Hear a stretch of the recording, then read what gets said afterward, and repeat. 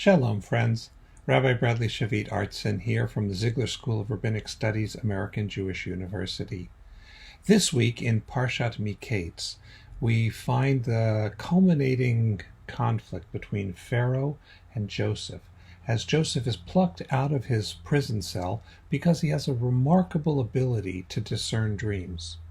And Pharaoh has been having these terrible, challenging dreams and doesn't know how to make sense of them. None of his courtiers are able to interpret them, none of his magicians or sorcerers or sages.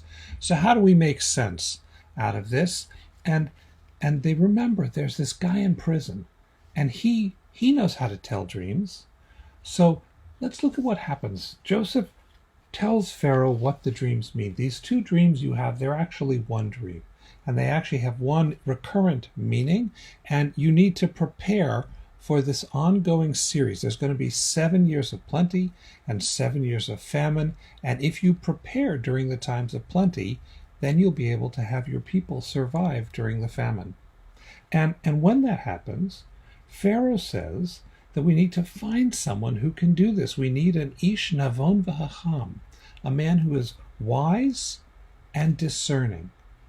And he starts to think about it, and ultimately he realizes who that wise and discerning guy is. But my attention this year was drawn to something else that Pharaoh said.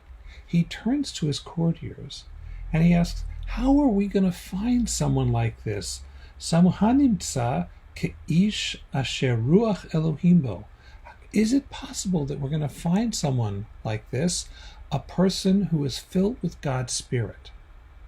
And that caught my eye. To be filled with God's Spirit, according to Pharaoh at least, doesn't mean that you're intoxicated with spirituality. It doesn't mean you're engaged in ritual all the time. It doesn't mean you're constantly flagellating yourself and working on self-improvement. It just means wise and discerning. That's all.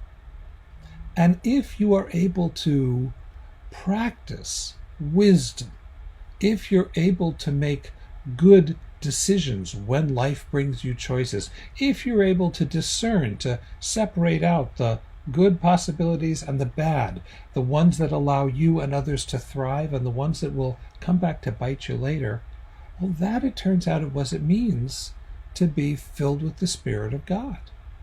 Religion in the Tanakh, in the Bible, doesn't mean some added on set of practices as an end in themselves. Religion, of course, is highly praised, but it's valuable because it produces wisdom. And Joseph becomes the paradigm of that. He's able to rise to greatness because he gives Pharaoh good advice. And the good advice is measured by something really tangible. Do you help prevent people from starving or not? So I want to invite us in this time to also practice being wise and discerning, hacham v'navon. Can we also practice making choices that are life-affirming? Can we be able to make choices that build the kinds of beloved community that we all want to live in, places where we're all welcome as we are, who we are, in which diversity isn't seen as a threat, in which our job is to care for ourselves and each other. And when we do that, then we are not only hacham v'navon, wise and discerning, but we're the kind of people who, it's clear, are filled with the Spirit of God, a spirit that allows for thriving. Shalom.